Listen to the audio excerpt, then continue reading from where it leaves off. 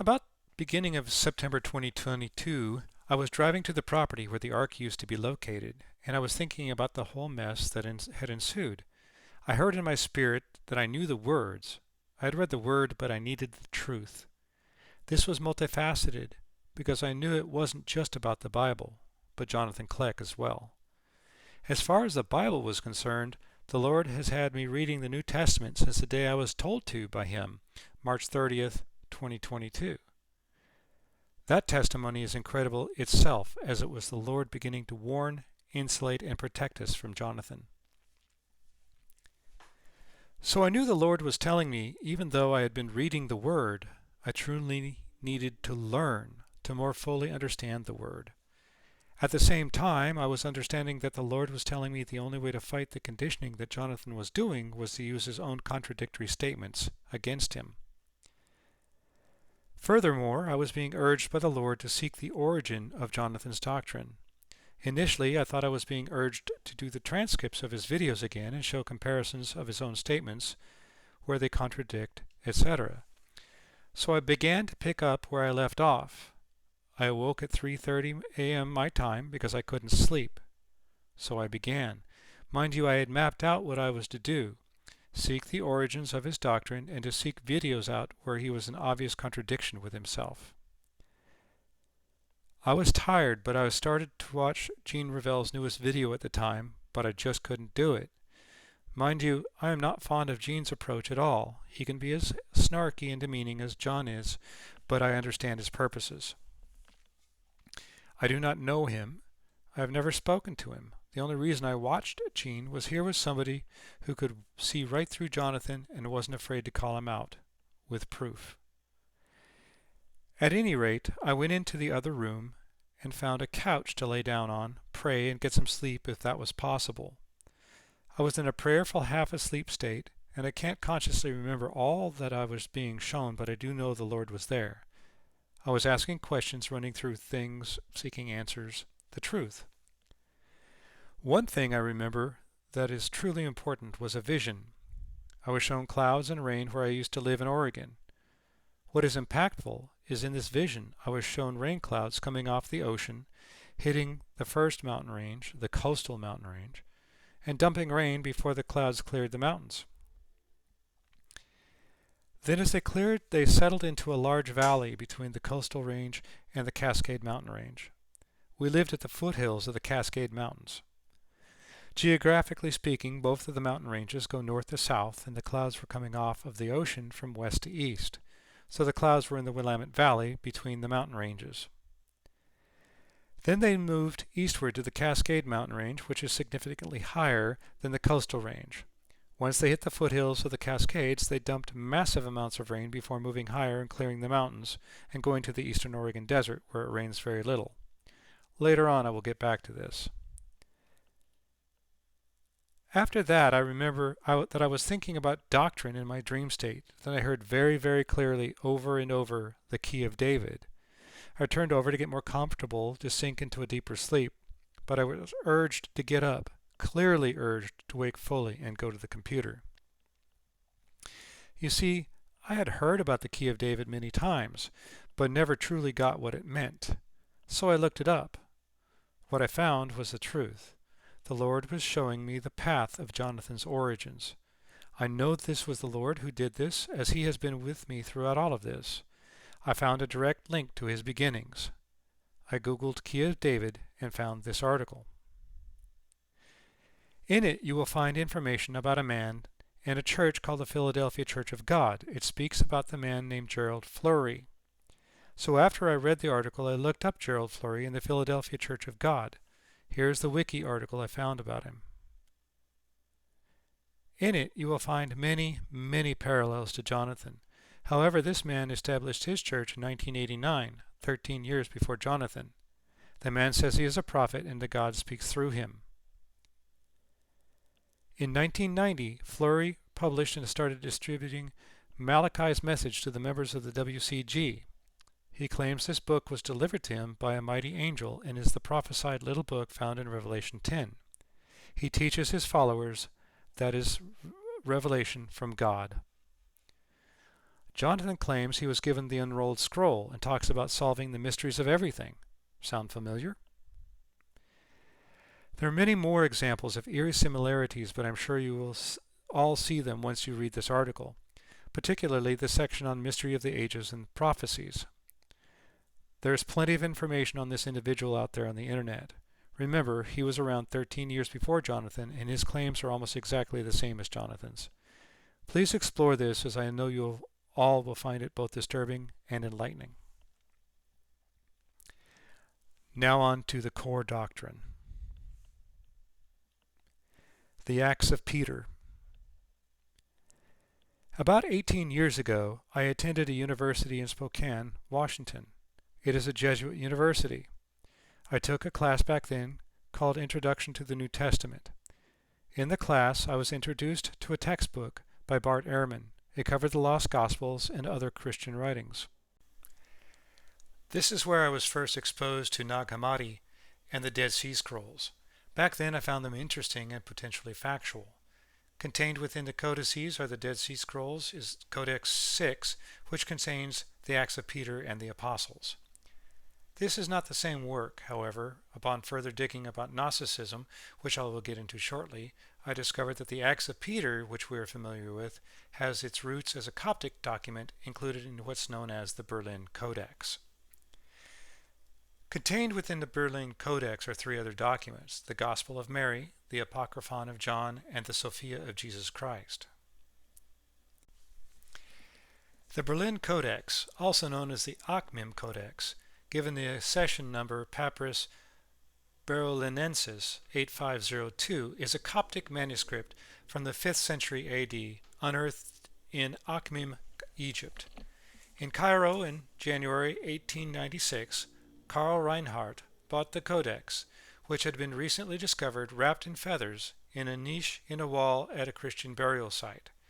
It was a papyrus-bound book, a codex, dating to early 5th century or possibly late 4th century, that was written in the Sahidic dialect of Coptic, which was in common use in Egypt during that time. He was taken to Berlin for the Berliner Museum, where it was brought to the notice of the Royal Prussian Academy of Sciences by Carl Schmidt, July 16, 1896. Schmidt edited the Act of Peter in 1903, but the Gnostic contents of the Berlin Codex were not finally completely translated until 1955. Few people paid attention to it until the 1970s, when a new generation of scholars of early Christianity took an increased interest in the wake of the discovery of the more famous group of early Gnostic Christian documents found at Nag Hammadi in 1945. Written probably by a resident in Asia Minor, he does not know much about Rome, not later than AD 200 in Greek. The author has read the Acts of John very carefully and modeled his language upon them. However, he was not so unorthodox as Lucius, though his language about the person of our Lord, chapter 20, has rather suspicious resemblances to that of the Acts of John. The length of the book, as given by the Stichometry of Nicephorus, was 2,750 lines, 50 lines less than the canonical Acts. The portions we have may be about the length of St. Mark's Gospel, and about 1,000 lines may be wanting. Such is Zahn's estimate. We have a short episode in Coptic, a large portion in Latin preserved in a single manuscript of the 7th century at Vercelli, often called the Vercelli Acts. It includes the martyrdom. The martyrdom, preserved separately in two good Greek copies in Latin and in many versions: Coptic, Slavonic, Syriac, Armenian, Arabic, Ethiopic. Also, one or two important quotations from lost portions, a smaller fragment of the original in a papyrus, certain passages, speeches of Peter, transferred by an unscrupulous writer to the life of Saint Abrasius Hierangelopoulos. 1. A Latin paraphrase of the martyrdom attributed to Linus, Peter's successor in the bishopric of Rome, was made from the Greek and is occasionally useful. Jonathan Kleck has stated in a video on July 21, 2018, titled Acts of Peter and More Miracles, starting at the 2-minute 9-second mark, that the Acts of Peter was left out of the Bible. Okay, it's okay, because I don't need the Acts of Peter at all to prove out everything. Yet it is the fundamental basis for his entire doctrine. In minute mark 3, 46 seconds, Jonathan Kleck states, "He's telling that to Agrippa right here, and I want to show you that because Peter also stood trial in front of Agrippa and he was sentenced to death." In the Bible, Acts 12, Peter was indeed apprehended by Agrippa I, King Herod, but never stood trial. It was in the Acts of Peter where Agrippa II, the son of King Herod, Agrippa I, who had imprisoned Peter in Acts 12, where Peter was, according to the Gnostic text, was sentenced to death and crucified. Acts 12:4 KJV. And when he had apprehended him, put him in prison, and delivered him to 4 quaternions of soldiers to keep him, intended after Easter to bring him forth to the people. Acts of Peter 34. And whereas there was great trouble in Rome, Albinus made known his state unto Agrippa, saying to him, Either do thou avenge me of Peter that hath withdrawn my wife, or I will avenge myself. And Agrippa said, I have suffered the same at his hand, for he hath withdrawn my concubines. And Albinus said unto him, Why then tarriest thou, Agrippa? Let us find him and put him to death for a dealer in curious arts, that we may have our wives again, and avenge them which are also not able to put him to death, whose wives he is also parted from them. They cast down upon the earth, changed about all the marks of your nature, that those things that were in truth evil are good. He changed everything reversed. And those, here it is, I'll read it again. He then being pulled down, who also cast his first state down upon the earth, established this whole disposition of all things, being hanged up in the image of creation, wherein he made the things of the right hand into the left hand, and the left hand into the right hand. That's called being turned upside down, guys. And he changed about all the marks of their nature, so that he thought that those things that were not fair to be fair, and those things that were in truth evil to be good. So their nature got changed around. What was not fair became fair, and what was really evil became good. Concerning, here it is, better pay attention now, concerning which the Lord saith in a mystery, unless you make the things of the right hand as those of the left, and those of the left as those of the right, and those that are above as those below, and those that are behind as those before, you shall not have knowledge of the kingdom. That is what I've been telling you since I got saved. 100% nylon. Doesn't make any sense. Turn it upside down. That's exactly what he just said right there. 100% nylon, no, change about. Make the things of the right, the things of the left, things of the left, things of the right, those above as those below, and you get 100% no line. So the 100% nylon thing in the first shirt I looked at, do you know what a miracle that was that God made sure the night I got saved? I was carrying a couple pieces of clothing, and the very first one I looked at said 100% nylon, and that's it. And he told me to turn it upside down. Can you imagine? That's what resolved the whole mystery of everything. 100% nylon. Turn it upside down. That's what resolved everything. The entire Bible. That's what the Lord used me to do. To resolve it. Back engineer it. Gnosticism. So just what is Gnosticism? Here is an article defining that very thing, Christian Gnosticism. In it, it states that Gnostics claim to possess an elevated knowledge, a higher truth known only to a certain few. Gnosticism comes from the word gnosis, which means to know. Gnostics claim to possess a higher knowledge, not from the Bible, but acquired on some mystical higher plane of existence. Gnostics see themselves as a privileged class elevated above everybody else by their higher, deeper knowledge of God. Read the article for yourself. There are plenty of other sources out there about Gnosticism. It will give you a much greater understanding of the philosophy of Jonathan's teachings. His teachings are deeply steeped in Gnosticism, and one of the two texts that are the foundations of his teachings, the Acts of Peter, is an extra-biblical, Gnostic text found with the likes of the Gospel of Mary and the Sophia of Christ. Targum of Jonathan. What I have found about the Targum is this. It's an oral history of the Talmud written in Aramaic, as a lot of Jews at that time spoke Aramaic, not Hebrew. The status and the influence of the Targums became assured after the Second Temple was destroyed in AD 70, when synagogues replaced the temple as houses of worship. For it was in the synagogue that the practice of reading from the Old Testament became widely observed, along with the custom of providing these readings with a translation into Aramaic. When scripture was read aloud in the synagogue, it was translated aloud by a meturgeon, or professional interpreter, hence the name Targum, for the benefit of the congregation. The translator tried to reproduce the original text as closely as possible, but since his object was to give an intelligible rendering of the biblical text, the Targums eventually took on the character of paraphrase and commentary, leaving literal translation behind. To prevent misconceptions, a meturgeon expanded and explained what was obscure, adjusting the incidents of the past to the ideas of later times, emphasized the moral lesson to be learned from the biblical narratives, and adapted the rules and regulations of the scriptures to the conditions and requirements of the current age.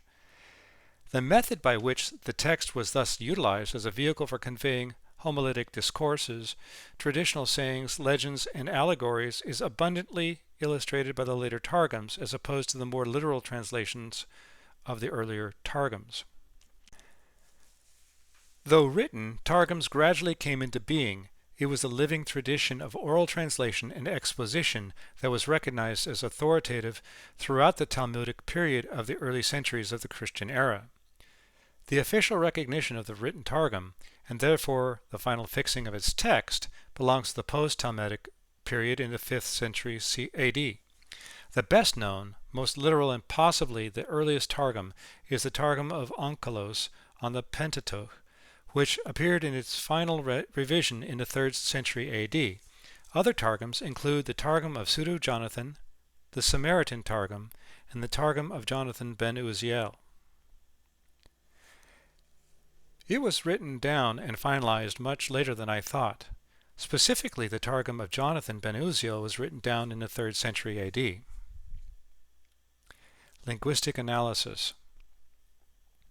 The language of the Targum Jonathan is Aramaic. Its overall style is very similar to that of Targum Onkelos to the Pentateuch, though at times it seems to be a looser paraphrase of the biblical text.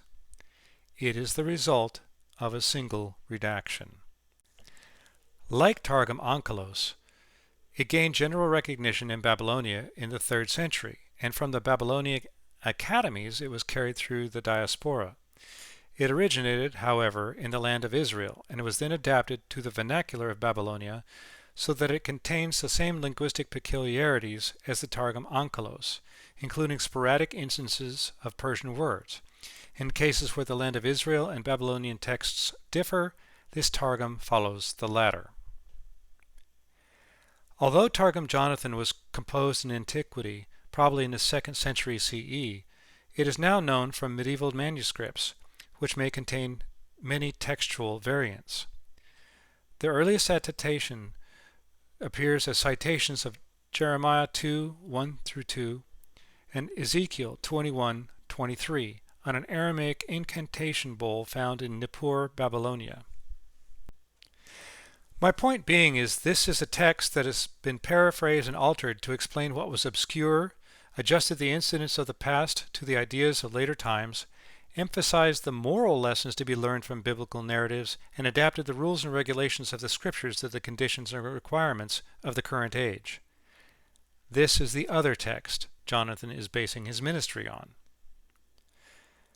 So we have two texts, one that is decidedly Gnostic in origin, Acts of Peter, lumped in with the likes of the Sophia of Jesus Christ and the Gospel of Mary, for which is argued that it is the Gospel of Mary Magdalene, and the Targum of Jonathan ben Uziel, which was paraphrased and altered to suit the requirements of the age in which it was written. This has always been my contention about translations, and these translations were purposely altered to suit the cultural and idiomatic needs of the time. Then we have the Key of David and the Unrolled Scroll. The KJV, however, was translated with care to preserve meaning of the original texts, with approximately 95% of it word for word. Everything the Lord has for us is contained in the Bible. The written word for it contains the truth, for the truth is the living word, Jesus Christ.